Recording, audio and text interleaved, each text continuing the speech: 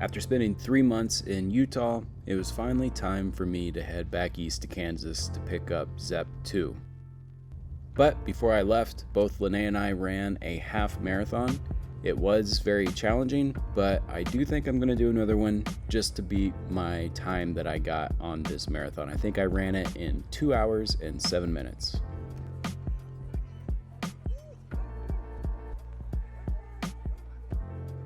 I ended up making the drive from southern Utah to Kansas in about 3 days, and it was great being back on the open road again.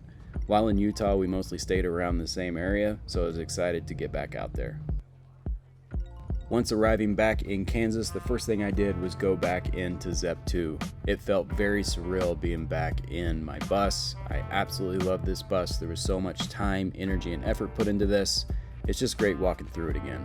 I very quickly moved some camera gear out that I needed and got the bus ready to head to Cummins. I have a fairly substantial oil leak, my brakes are acting a little weird, and just wanted to get it looked at before hitting the road again. To be honest, after being in the small minibus, I was a little nervous to get back behind the driver's seat, but once I turned it on and started moving, everything felt great. It was kind of like riding a bike. I'm honestly fairly lucky that there's a Cummins right down the road, and I know the people at Cummins will take good care of it because the bus has a Cummins engine. Being that it's starting to get a little bit warmer here in Kansas, I decided to move into the shop. There's a bed with a bathroom, and also it's a lot cooler for Kobach.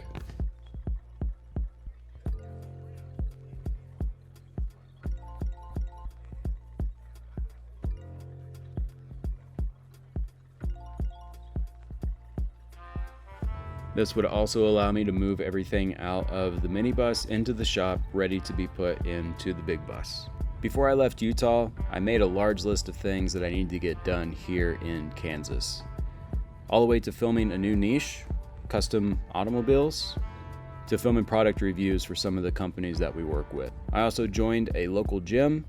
Working out is the one thing that I've been doing that absolutely keeps those mind demons away. Also, I made time to take Kobach on plenty of walks and give him a much needed bath. So I just finished up at the gym, and I just realized that I really haven't shown you all around the shop. This has been an ongoing process for like 3 years now. So I'm gonna show you around. So as I said before, this is the studio, just from a different view. All the extra gear, parts, office area, studio area, which leads into the main shop area. So this is where Wes and his crew operate. You can see a raised roof bus in progress. Rich is over there working on his bus, talking to his family right now. We do have a full bathroom in the shop. So we got the bathroom, it's gonna get a little dark. We've got the shower. The bathroom was a huge upgrade. Before we just had a Nature's Head composting toilet in here, no shower. Obviously with the Nature's Head, didn't have a flushing toilet. Working our way up in civilization, I guess. Then back in this corner, hand washing, fridge, microwave, little cooking area.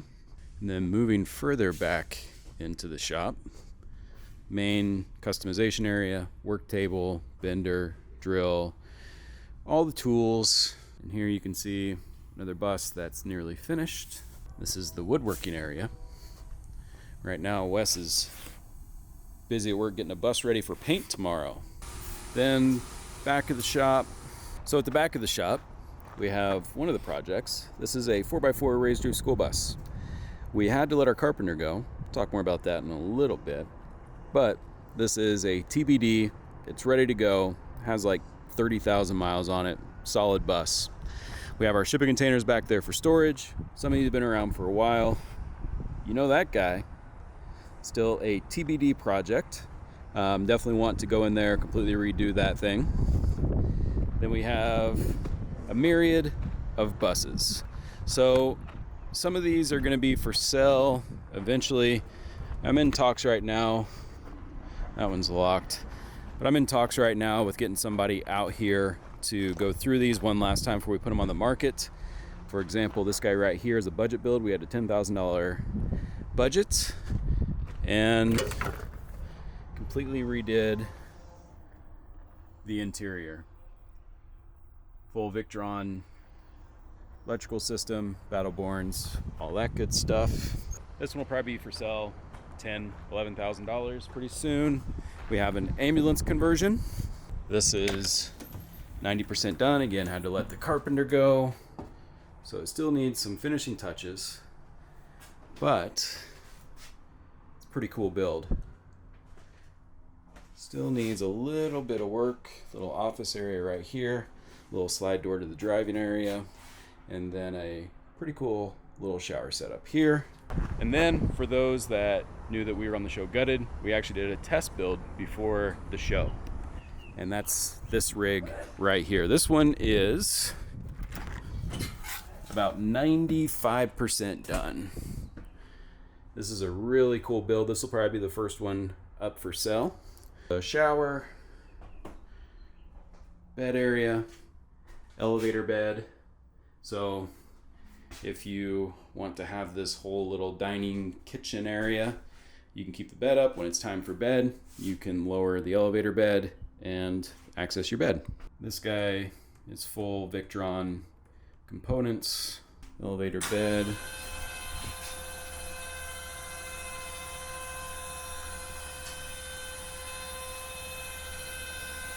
I was honestly considering taking this instead of the other minibus that I had, but being that it's like all the woodworking, everything's fresh and new, and didn't want to scuff anything up. But this one will be up for sale pretty soon. Side of the shop here, that is the little main bus that I had before. Probably hold on to that guy. Then we have two other buses, a 604 diesel and then a 73.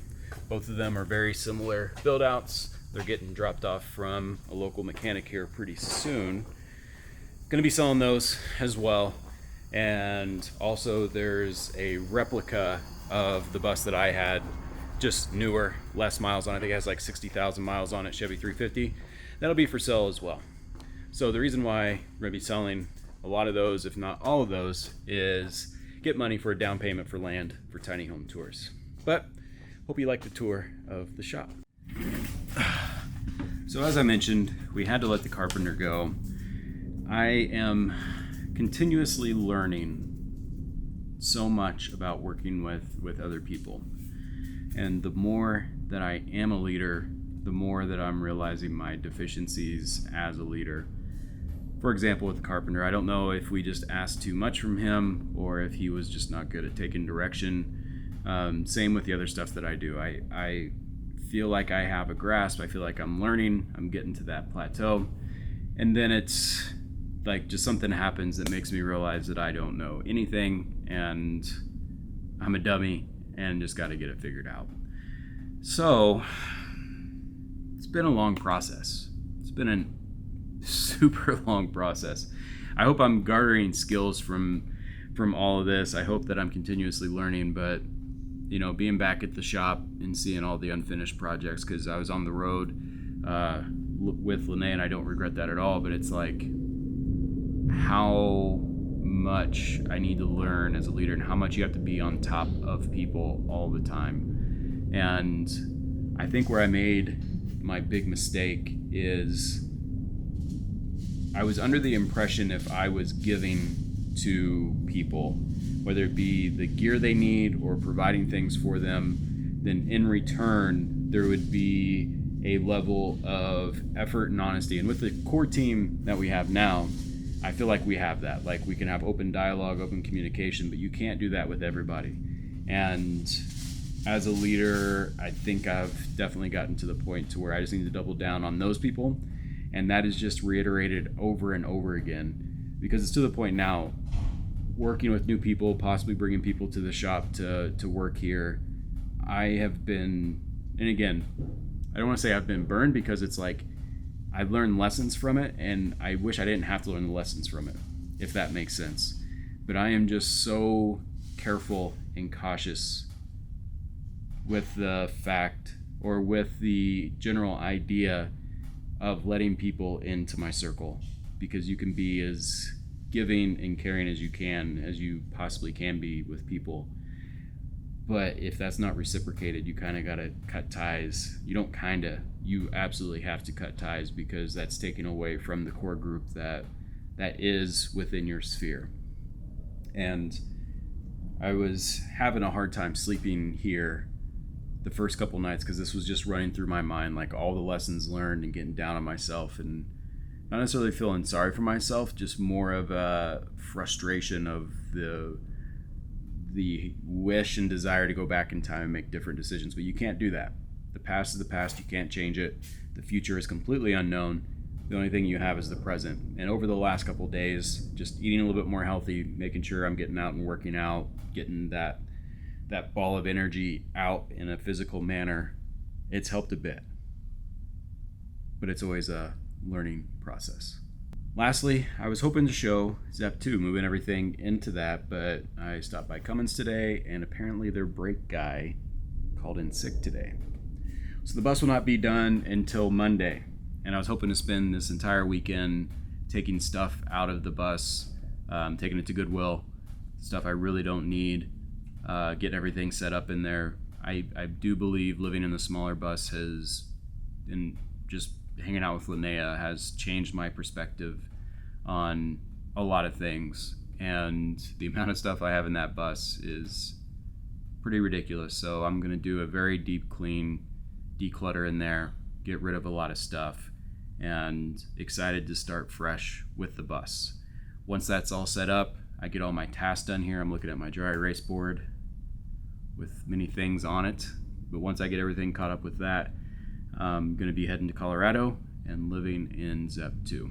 So, hope you guys enjoyed the video. Thank you for watching. And yeah, any thoughts?